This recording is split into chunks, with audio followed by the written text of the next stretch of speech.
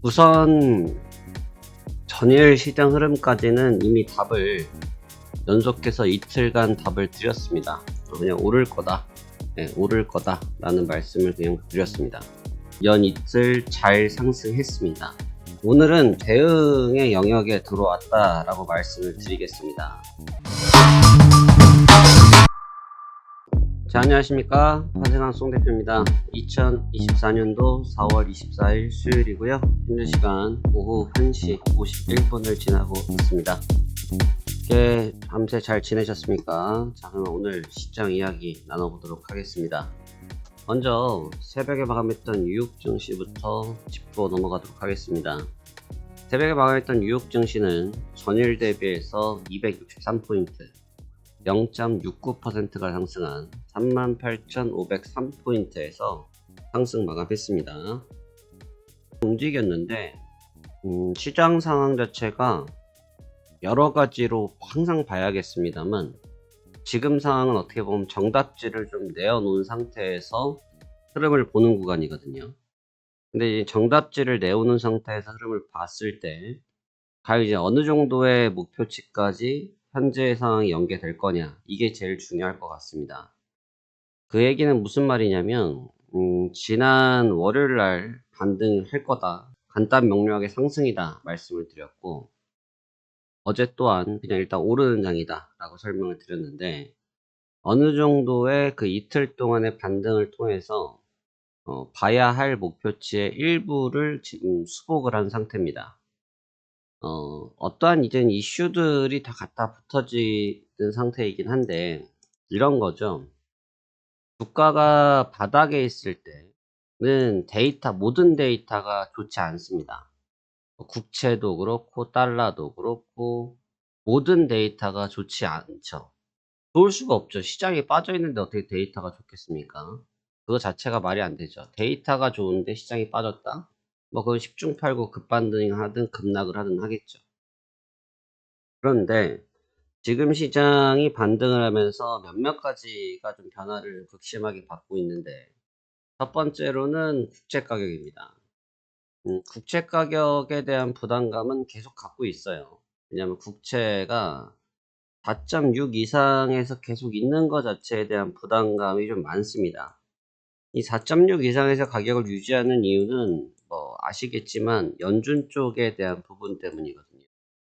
연준 쪽에서 계속 데이터 보겠다고 말씀하시고, 그 다음에 금리에 대해서 인하 표현을 너무 적중하게 안 해주시다 보니까 시장 참여자들이 긴장감이 높아지고 있는 상태, 중동 쪽에 대한 불안감을 가지고 있는 상태에서 금리의 부담까지 갖고 있다 보니까 동시다발적으로 채권의 자금이 좀 쏠리는 경향이 좀 보였습니다.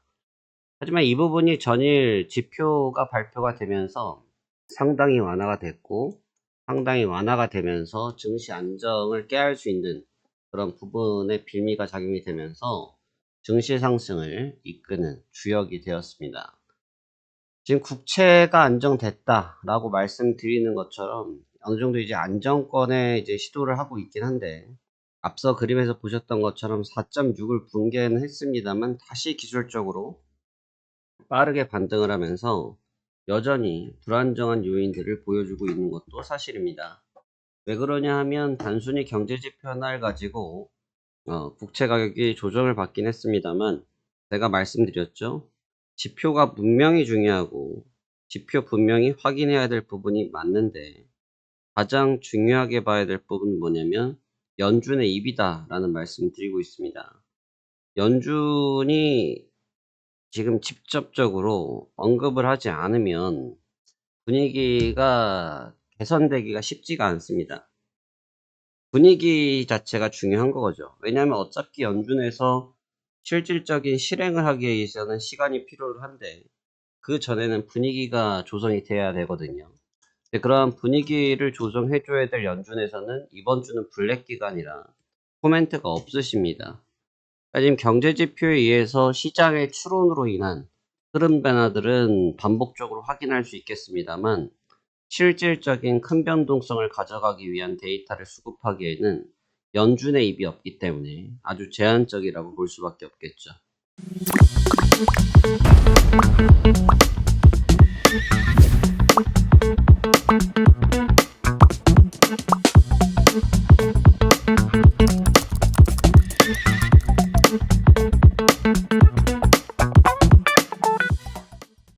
그럼에도 불구하고 시장은 연 이틀 잘 상승했습니다. 필요한 만큼 반등했고 이제부터가 다시 중요한 국면으로 빠져들 것 같습니다. 오늘은 정답지를 드리지 않습니다. 오늘은 답지를 먼저 제시하지 않습니다. 그 얘기는 무슨 얘기냐면 좀 대응의 영역에 들어왔다라고 말씀을 드리겠습니다. 대응의 영역에 들어왔다라는 부분은 뭐냐면 현재 선물 시장이 새벽 개장한 이후에 계속해서 강세를 보이고 있습니다. 전일 만들었던 상승 파동에 이어서 연속성을 가져가는 파동이 나타나고 있는데 해당 파동이 형성된 것은 바로 테슬라 때문이죠. 테슬라의 실적이 발표가 됐고 테슬라 실적이 발표되면서 현재 시간의 거래 구간에서 현재 15%까지 마킹하고 있는 테슬라입니다. 테슬라 이 강세 부분 주목해서 보셔야 될 것 같은데 왜 주목해서 보셔야 될 것 같냐면 테슬라의 실적은 좋지가 않습니다. 실적은 이미 하회를 했죠. 예상보다 컨센서스에서 하회를 한 부분인데 지금 기대하고 있는 것은 신형에 대한 하반기 또 저가형 전기차 이런 부분들이 지금 작용이 됐다라는 것도 있고요. 또 하나는 뭐냐? 낙폭과대입니다. 지금 테슬라는 어떠한 주식보다도 최근에 집중적인 폭격을 받았고 4월 12일부터 4월 22일까지 이틀, 4일, 6일, 7일간 쉬지 않고 조정을 받았죠. 근데 그 조정을 받았던 부분들을 현재 지표가 나오면서 사실이 확인되면서 전부 다 만회하는 모습입니다. 거의 80% 가까이 만회를 했는데요. 이 만회에 따른 이 부분은 뭐냐면 순환매가 돌고 있다는 거죠. 지금 엔비디아도 지난밤에 급등을 했거든요. 지난밤에도 급등을 했는데 사실 하루 급등한 것이 아니고 전전거래일부터 저점을 탈환하고 올라왔습니다. 근데 이제 왜 이런 부분이 주목되냐면 지난주 금요일날 거의 투매가 나왔거든요. 지난주 금요일날 투매가 나왔는데 이 반도체 쪽에서 투매가 나왔던 이유는 뭐냐면 SMCI 종목의 실적에 대한 부분 가이던스를 노출하지 않았다는 부분 때문에 지난주 금요일 좀 얼토당토하게 폭락을 맞았습니다. 근데 이제 그러면서 자연스럽게 모든 섹터에 다 영향을 줬고요. 관련된 반도체에 반자만 붙어 있어도 다 빠지는 그런 좀 웃지 못할 상황이 생겼죠. 근데 결국엔 투매가 나타났기 때문에 결국 회복을 하는 단계인데 그렇다 할지라도 지금은 결국은 기업 가치에 대한 적정성에 대한 논의가 있을 수밖에 없다. 엔비디아에 대한 영상을 3월달 걸 지켜보시면 엔비디아는 뭐 지금 계속 뭐 1200불, 1100불 제가 엔비디아 얘기하면 하도 구독자가 빠진다 해서 제가 저희 담당자가 제발 엔비디아 얘기하지 말아달라 제가 그런 말씀도 드리지 않았습니까? 엔비디아에 대한 신봉론이 굉장히 강했죠. 하지만 결국은 엔비디아도 1000불을 넘지 못하고 조정을 받았습니다. 근데 지금 가치도 굉장히 높은 가치예요. 그러니까 지금 결국 이 구간에서 조정을 받는 부분이 불건정하거나 회사가 나쁘거나 하는 상황이 아니라는 거죠. 어쩔 수 없이 기술적으로 이루어질 수밖에 없는 그런 상황이라는 겁니다. 결국 이러한 부분이 생기다 보니까 자금의 이탈이 생겼고 자금의 이탈이 생겼기 때문에 순환매가 있을 수밖에 없고 그러한 순환매들이 테슬라나 이런 종목으로 이제 선회하기 시작했다는 거죠. 그래서 이제부터는 방향성 탐색전이 다시 시작될 것으로 보여집니다.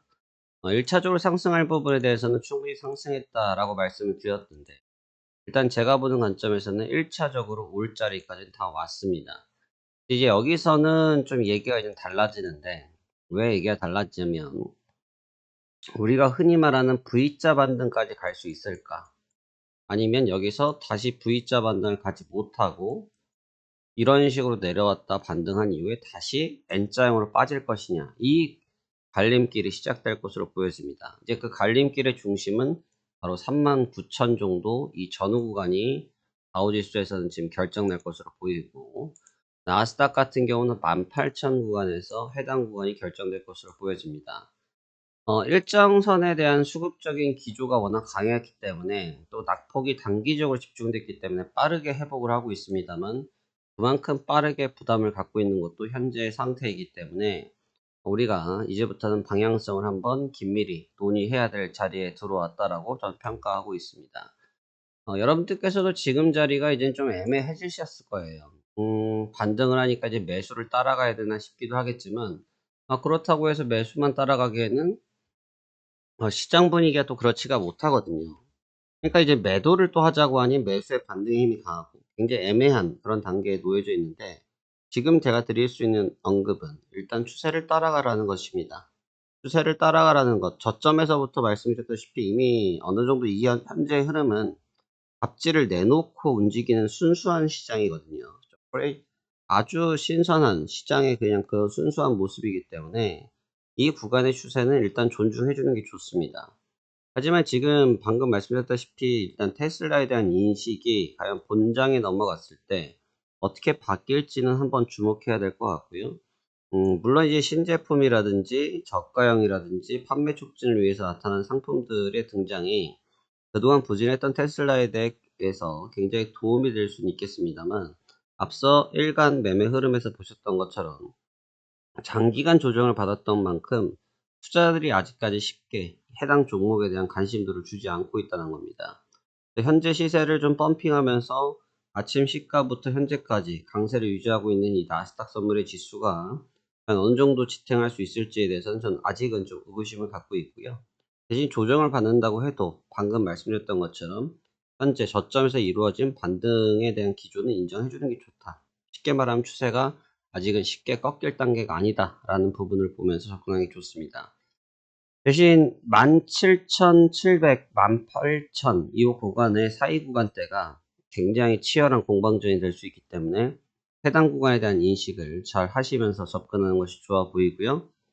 분위기는 아직 사뭇 좀 개선되어지고 있고, 또 경제 지표가 조금 다시 어떤 느낌이냐면 배드 뉴스가 굿뉴스, 굿뉴스가 배드 뉴스가 되는, 전일 같은 경우도 좀 지표가 좀 빠지니까 오히려 시장이 좀 회복하는, 좀 웃지 못할 해프닝이 생겼는데, 그게 바로 1월달, 2월달의 강세장 때의 모습입니다. 그러니까 지금은 이제 배드 뉴스가 나와줘야 연준에서 조금 더 발빠르게 시장 친화적인 정책을 써줄 것이라는 맹목적인 기대감이 나타날 수 있다. 그런 부분 때문에 시장 참여자들은 해당 부분에 반응하고 움직일 것이다 라는 생각을 가지시고 접근해 보는 것이 좋아 보입니다. 자, 오늘 내용은 이 정도만 정리해 드리면 될 것 같고요. 여러분들도 이 기준점 안에서 대응하셔서 좋은 결과 있으셨으면 좋겠고요. 또 해당 매매 타점이라든지 시황적인 측면에 대한 텍스트 내용이 필요하시다고 하면 하단부에 있는 오픈 카카오톡에다 문의를 주시면 저희 담당 매니저들께서 직접 연락드려서 참여하실 수 있도록 기회를 제공해 드릴 예정입니다. 자, 그러면 오늘도 성공 투자하시길 바라겠고요. 저는 다음 시간에 다시 뵙도록 하겠습니다. 감사합니다. 파생왕 송 대표였습니다.